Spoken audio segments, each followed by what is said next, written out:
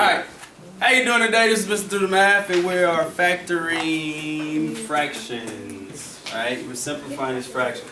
Alright, so what we have here is 9x squared plus 81x all over x to the third plus 8x squared minus 9x.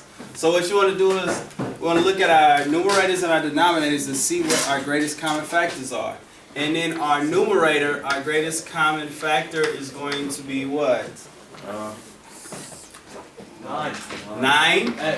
X, right? Because there is a multiple of 9 in both terms, and there's a multiple of x, or there's an x in both terms. So you can factor out a 9x from the numerator, and when you do that, you're essentially dividing 9x squared by 9x, and you're dividing 81x by 9x. When you divide 9x squared by 9x, you're left with just an x, right? And when you divide 81 by 9x, you get what? 9. So that's going to be x plus 9 at the top. Now, if we look at our denominator, what's our greatest common factor going to be? Yes, Ryan? Greatest common factor would be between all three terms. What can you take out? 1 and 9. You can take not a -1 and 9. You can take an x out first. You got to take an x out first.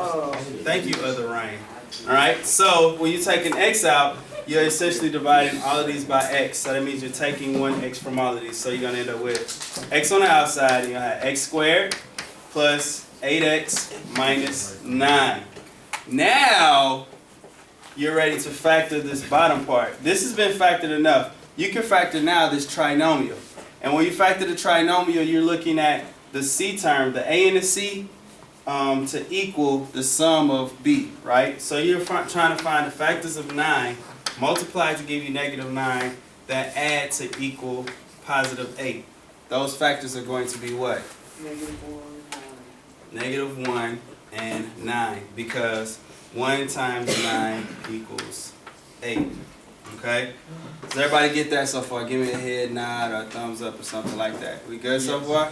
Alright, so when we rewrite this, we can rewrite this to be, we're going to have 9x at the top, x plus 9, all over x times our factored trinomial, which is going to be x minus 1 and x plus 9.